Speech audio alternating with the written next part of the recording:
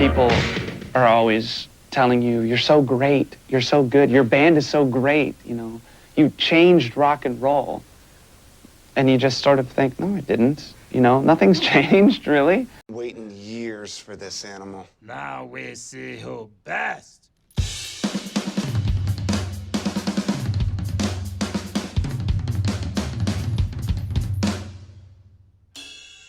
Oh, what's that? A bell?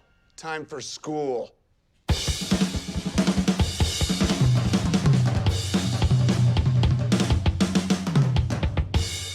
Oh, yeah?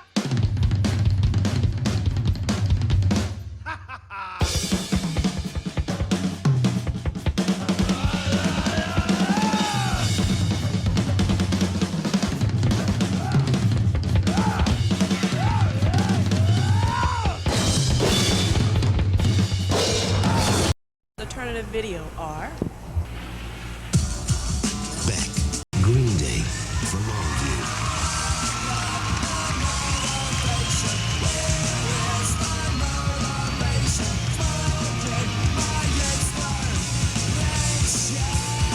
Nirvana for Heart-Shaped Box.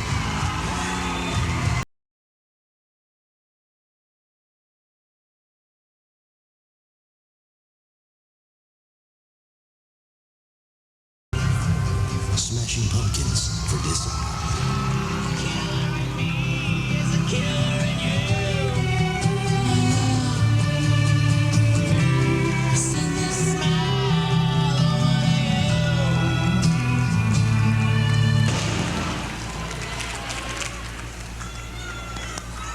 and the winner is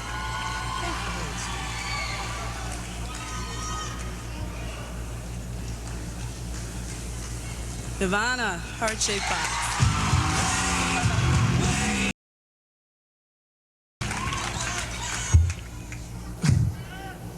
Well, I'm not the most vocal person in the world, but it'd be silly to say that it doesn't feel like there's something missing, and I think about Kurt every day, and I'd like to thank everybody for paying attention to our band. Thanks.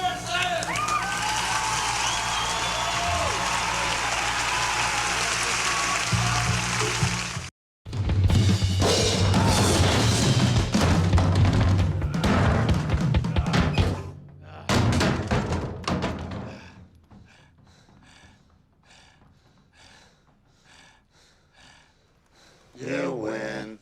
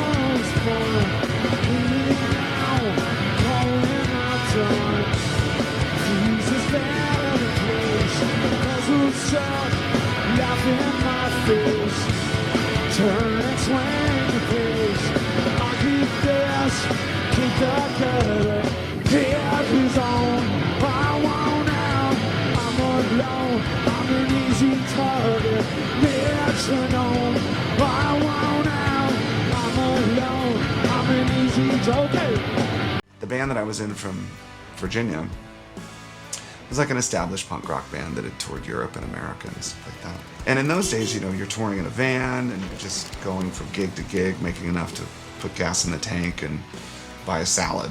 We had a way of making salads back then. It's called a bag salad, where you just get a head of lettuce, a carrot, and a cucumber, and you steal the salad dressing and you mix it all up in the bag that it came in, and you just eat it with your hands. So the band fell apart in Los Angeles, and we were stranded in this house full of mud wrestlers. Some friends of mine who were from Seattle in a band called the Melvins were coming down to Los Angeles to play a gig, so I called them and said, just so you know, we're stuck here. We'd love to come to the show. And the singer Buzz said, well, have you ever heard of Nirvana? And I said, of course. Nirvana had made a record that somehow successfully mixed classic rock and roll with dissonant punk rock.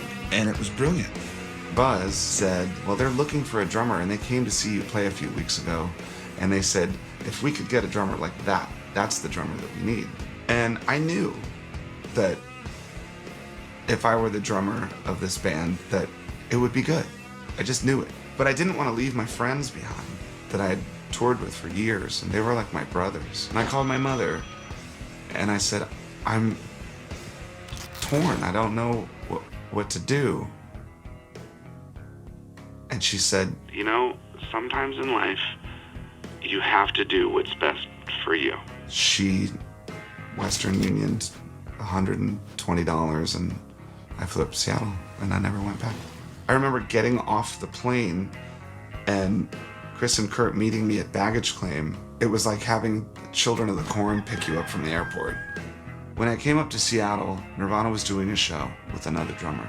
I get there to this Nirvana show, there's about 1,200 people, and maybe 15 of them looked like they were punk rockers. The rest of them were trailer park kids with greasy long hair, wearing clothes that they bought at Fred Meyer or the Salvation Army. They were flannels, and I mean, I still dressed like the kids that I saw at that gig that night. It already felt like there was some sort of movement, but it was unintentional. And these people just gathered or were drawn to this thing because it just sounded like they felt. And the energy was different than anything I'd ever seen. That was my first day in Seattle. I went out and got drunk with all the guys in Nirvana. It was really fun. I thought if I don't become a drummer, at least I have a story to tell.